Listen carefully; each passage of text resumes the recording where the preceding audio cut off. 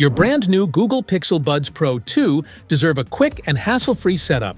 In this video, we'll show you exactly how to pair them with your phone in just a few simple steps.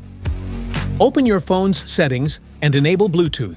This allows your phone to search for and pair with wireless devices.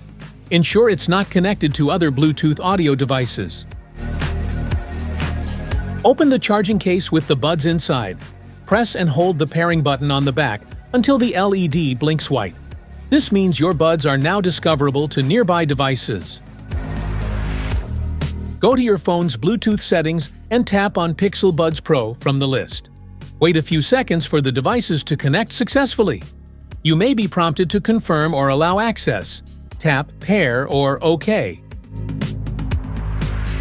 Download the Pixel Buds app from the Play Store, Android only. It helps manage settings, touch controls, and firmware updates. Using the app improves your experience and gives more control over the earbuds. That's all it takes to pair your Google Pixel Buds Pro 2.